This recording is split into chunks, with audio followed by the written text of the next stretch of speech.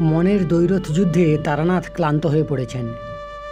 বিহ্বলতা মাখা কণ্ঠস্বর আকুল হয়ে উঠল। এমন সময় সিদ্ধপুরুষ হাসতে হাসতে বললেন, গুরুগিরি করা আমার ধাতে সইবে না। তন্ত্র মন্ত্র সবই তোর মনের ভেতর মৌচাকের মতো বাসা বেঁধে রয়েছে। ওই তারামায়ের মন্দিরে চল, গিয়ে লুটিয়ে পড়বি, দেবীর কৃপা পাবি।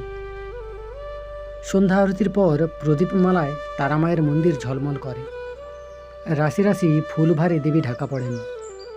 ধূপধুনার সুগন্ধে চারিদিক আমোদিত হয়। দেবীর মুখমণ্ডল অপরূপ স্নিগ্ধ হাসিতে ভরে ওঠে। সর্বসিদ্ধি দায়িনী তারামায়ের চরণে তারানাথ এসে লুটিয়ে পড়লেন। পিছনে দাঁড়িয়েছিলেন বামাখেপা। কিছুক্ষণ পরেই তারানাথ উঠে দাঁড়ালেন। চোখের জল আলোয় ঝিকমিক করতে থাকল। অতুলনীয় ভক্তি ও শ্রদ্ধায় বিহ্বল হয়ে বাবাকে প্রণাম জানালেন। এরপর সহসা আবেগ উত্তেজনায় কম্পিত হয়ে উঠলেন। অভিভূত হয়ে আবৃত্তি করলেন, বন্দে মাতরম, তুমি বিদ্যা তুমি ধর্ম, তুমি হৃদয় তুমি মর্ম, তং হি প্রাণ শরীরে, বাহুতে তুমি মা শক্তি, হৃদয়ে তুমি মা ভক্তি, তোমারই প্রতিমা গড়ি মন্দিরে মন্দিরে। দেবী আমার, সাধনা আমার, আমার দেশ। নবজীবনের নব আলোকে রাঙা এই পথে এই মহামন্ত্র হোক আমার পাথেয়। জাতির মুক্তির তপস্যা যেন আমার সার্থক হয়, এই আশীর্বাদ আমায় করুন। খেপার গলায় উচ্চারিত হল অভয় আশিস বাণী, তথাস্তু। বন্দে মাতরম। শান্তপদী তারানাথ মন্দির থেকে বিদায় নিয়ে আধারের ভেতর অদৃশ্য হলেন। মৃত্যু দেবতার ভাঙা মন্দিরের মাঝে জ্ঞান ও ভক্তির অপূর্ব সমন্বয়ের মাঝে ধর্ম ও সাধনার নবপ্রতিষ্ঠা ঘটল। বামাখেপার রূপান্তর ঘটল মৃত্যুর কিছুদিন আগে থেকেই। কোনো ভয় ভীতি নেই। যে মৃত্যুর ভয়ে জীব জড়সড়, সর্বদাই ভীতচকিত, যার করাল ছায়া দেখে জীবমাত্রেই শিউরে ওঠে, সেই ভীষণ মৃত্যু ভয়ে পুণ্যশ্লোক বামাচরণের মতো উগ্রবীর্য সাধকের হৃদয় বিন্দুমাত্র চঞ্চল হল না। যে মৃত্যু বিভীষিকা এত বড় যন্ত্রণাদায়ক, যার জন্য কত কষ্ট, কত যন্ত্রণা, সাধক বামাচরণ কিছুমাত্র অস্থিরতা প্রকাশ করলেন না তার জন্য।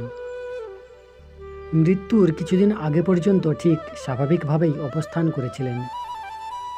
সমাগত ভক্তদের তার অবস্থার বিষয় জানতে দেননি। নির্ভীক নিশ্চিতভাবে ত্রিতাপনাশিনী তারার পুত্র অচল অটলভাবে মৃত্যুকে আলিঙ্গন করেছিলেন। যে পিপাসায় প্রাণ ঠোঁটের আগায় বেরিয়ে আসে, যে অমৃত সাগরের সুশীতল জল পান করার জন্য বামাচরণের পিপাসিত প্রাণ এই কদিন অস্থির হয়ে পড়ছিল, তার জন্যে এই কয়দিন তিনি মন্দিরে যাতায়াত করে তারামায়ের চরণে আবেদন নিবেদন করেছেন। আর নয় মা, তৃষিত এ মরু থেকে আমাকে টেনে তোমার চরণে একটু স্থান দাও। তারপর বলতেন, মৃত্যু মাম মৃতঙ্গাময়। হে মৃত্যু, তুমি আমাকে মাতৃত্বের অমৃত সাগরে নিয়ে যাও। এই বলতে বলতে কেবল বামাখেপার নয়নযুগল অশ্রুধারায় পরিপূর্ণ হয়ে উঠত।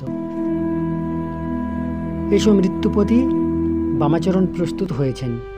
তুমি আলোর বাতি হাতে আমাকে পথ দেখিয়ে মায়ের কাছে নিয়ে চলো। যত দিন এগিয়ে আসতে লাগলো, বামাচরণও তত স্ফূর্তিযুক্ত প্রাণে আত্মহারা হয়ে কেবল তারা নামে তারামায়ের মন্দির প্রাঙ্গণ মুখরিত করে তাণ্ডব নৃত্য করতে লাগলেন। তার মহাপ্রস্থানের আগে সাধক তুষ্ণীভাব অবলম্বন করেন। মহাপুরুষের আশ্চর্য লীলার বিচার বিশ্লেষণ হয় না। আষাঢ় মাস শেষ হয়ে এলো। বৃষ্টির ধারায় ধারায় জাগে বিরহের বিদায় গান। ঘন অন্ধকার চারিদিকে, মাঝে মাঝে বিদ্যুৎ চমকে ওঠে আলোয় আলোয় উজ্জ্বল হয়ে। খেপা দেখে তার ভেতরে মায়ের হাসি।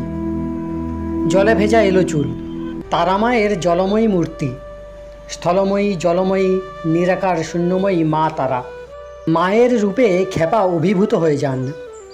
জলে স্থলে আকাশে বাতাসে চারিদিকে তারামায়ের স্নেহময় হাতছানি। অভয় হাত বাড়িয়ে ডাক দিচ্ছেন মা, আয় আয়, ওরে ফিরে আয় আমার পাগল ছেলে। মায়াময় এ সংসার, মাটি দিয়ে গড়া এই মায়াময় মাটির পৃথিবী, মানবের নশ্বর দেহ মাটির ধুলোয় মিশে যায়, তবু ভোগাতুর মানুষের কামনা বাসনার শেষ নেই। আভিজাত্যের অন্ধমোহে গোলামির ভেতর নিজেদের প্রতিষ্ঠা নিয়ে আমরা মত্ত। দেহি জীব দেহের ভোগসুখ নিয়ে নিয়ত ব্যস্ত। সর্বভূতা মায়ের রূপ এদের মনে জাগে না। এরা মাকে চায় না, তাই তো এত রোগ শোক দুঃখ কষ্ট অভাব অভিযোগ।